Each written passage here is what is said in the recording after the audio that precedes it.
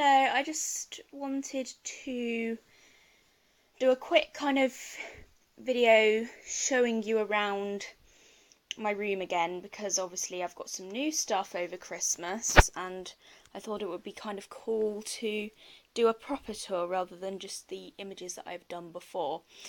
Just so you know, I've created playlists to categorise the videos on my channel. I shall probably add this to both the vlogs playlist and also the show and tell playlist as well. So if you kind of want to see it in conjunction with the other categories, then you can. Now, first of all, I'm showing you my bookshelf, because I've not actually done a bookshelf tour before. So as I move here, I can tell you what I've got. So I've got the Horoscope Sagittarius 2015. That's just for me personally to kind of really more to entertain me throughout the year, really.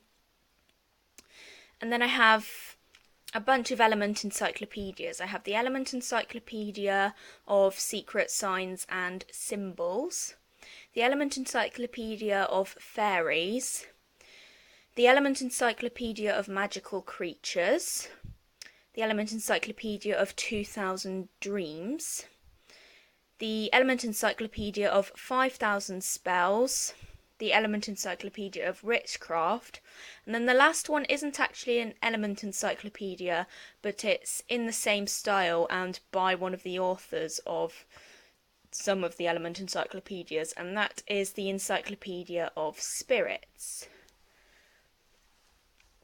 Now, the ones that I really find the most interesting are the Fairies one, the Magical Creatures one, the 5000 Spells one, the Witchcraft one, and the Spirits one, because they're the ones that I take most into my practice. The Secret Signs and Symbols one was more of just a general interest for me, because you do see a lot of signs and things like that crop up within paganism and other religions and philosophies, and so I just found it interesting, and as well you see it on jewellery in general, so I thought that the Secret Signs and Symbols one would be interesting just to find out the meaning of some of them. And the 2000 Dreams one, not 2000 Dreams, the 20,000 Dreams one, my mum actually got me from a charity shop. I'm not really that into the whole dreams thing because I tend not to remember my dreams, but it is nice to have it to hand anyway, just in case I do happen to need it or if somebody else needs it. And also it's in very good condition, practically brand new, so it was actually a really good find on my mother's behalf. Sorry about me moving there. Then I have Solitary Witch by Silver Ravenwolf. I know a lot of people are a bit iffy about Silver Ravenwolf, but this is actually quite a good book for general interest.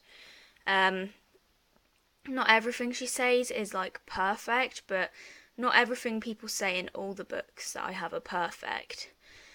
It's a case of taking what sits right with you and leaving the rest. And what I do with the Solitary Witch book is I will read a section or look at the title, and then I will look it up in the index of the other books I have, just so that I can compare and contrast the information, so that I know I'm getting the best information I can and taking the elements of the information that I am trying to find out that seem to be repeated the most, and then the bits I don't agree with or that are, say, mentioned only in one or the other, I can look at, and if I like the information I will use it, if I don't then I won't.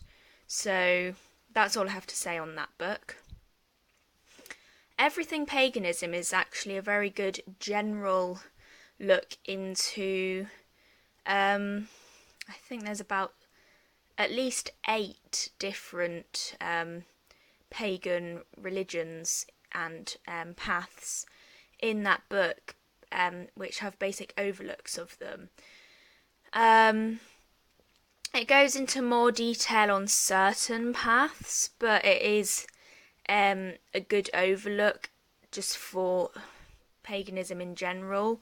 And for me, I think I like it best as a starting point, because if I don't like one path, or I find that there is another path that I prefer, it's good for me to look at that. Now, for me, evidently, Wicca and witchcraft are the paths that I spring the most from, but nevertheless, everything paganism was good for me to get a general knowledge or understanding before I looked more in depth at everything. I then have the Shadow Magic Compendium. Now, I haven't actually used this properly yet, but I am very interested in working with my shadow, looking at my shadow, and possibly dealing with elements of my shadow as well. But I'm not going to actually start using that until I am a little bit more, not necessarily advanced, but a little bit more knowledgeable than I am currently. I then have a bunch of the Bible series, starting with the Wicca Bible, the Spells Bible, the Fairy Bible, the Meditation Bible, the Crystal Bible, the Palmistry Bible, the Aromatherapy Bible, the Tarot Bible, and the Mythical Creatures Bible. Now, the ones I use the most are the Wicca Bible, the Spells Bible, the Fairy Bible, the Meditation Bible, and the Crystal Bible, simply because they're the things that I incorporate most into my spirituality. However, the other ones I would like to look into once I'm a little bit more knowledgeable, like for example after my year and a day or near to the end of my year and a day, because they are areas that do still intrigue me. I also have a book called Spirit of the Runes, which I got to give me a basic understanding of runes, because they are the form of divination that I am most interested in, and the form of divination that I have had the most success in. Then right on the end I have a book called Practical Spellcraft. It's not really a very... well, it's an alright book. It's not the best book. It certainly isn't as detailed as others. It doesn't give you misinformation, it's just that it is less detailed. I got it second hand, but it is good for if you're starting out. But I would still say I prefer the books that have more detail to the ones that are less detailed, just because I like to know that I've got a proper grasp on what I am reading, and so the more detailed it is, the more clear it is to me. And then these books on top there, I have the Essential Herbs Handbook, the Pocket Guide to Spirit Animals, Fairy Sites, the Mindful Way Through Depression. That's probably something I'm going to talk more about in another video. And then I have a couple of books which are kind of like by independent authors. One of them is, I think, The Earth's Cycle of Celebration, and the other one is about the Tree of Life. I think I accidentally skipped over the book next to everything, not everything paganism, next to the Shadow Magic Compendium. And that book is Shamanism. Now, the Shamanism book is kind of like a mini version of the Bible series, but about shamanism rather than like Wicca and stuff. Okay, I'll move down to the bottom shelf now.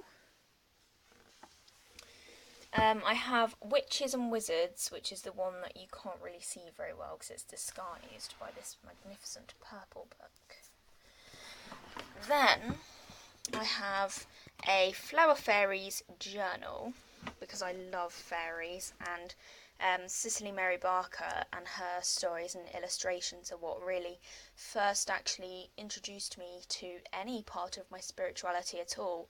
And I actually got into my spirituality through my interest in fairies. I then have How to See Fairies, which isn't actually a book telling you how to see fairies, like, for sure, but it is like a nice little picture book kind of thing. I then have Simply Fairies, which is similar to the Fairy Bible but with different information, but it's laid out in a similar way. I then have a book called Messages from Nature's Guardians, which is by a woman called Fiona Murray, and it's a very good book. It's about her own experiences with the fairies, and I really would recommend it to anybody. I then have the little book of Elves and Fairies, Fairy Spells, Fairies 101, and then I have a book called Fairy Tale, which is kind of a biography by a woman called Signe Pike. I'm probably not pronouncing her name right, but it's quite an interesting read anyway. I then have Fairies at Bedtime. I then have Celtic Fairy Tales. I then have Scottish Fairy Tales. I then have the English Fairy Tales and Legends. I then have a book called Fairy Gold, which is another book of various fairy tales. Then I have Flower Fairies, The Four Seasons, A Flower Fairies Treasury, Lavender Finds a Friend, which is another Flower Fairies book. On the top here I have the Fairies Oracle and the Fairy Pack, which are both kind of oracle card type things. I have a book called Wildlife and a book called Seashore, because I think it is good in your path to learn about your local wildlife as well, just to help you within your own spiritual practice. Because obviously if you know your local nature, it can help to enrich your practice, in my personal opinion anyway. I then have Classical Mythology, and then I have Essential Visual History of World Mythology. I have the Greek Myths. I have a book called Brereton's Phantasmagoria, which is also a book about mythology. I then have Greek Mythology, Greek Myths, and then the last two books are more about the Buddha. I have Buddha at Bedtime and The Way of the Buddha. So that is all my books. I think I'm going to actually leave this video just as a bookshelf tour, and do another part which is showing you more my actual things and my altars and stuff. So I shall upload those later today as well as this one. I shall see you in my next video. Bye.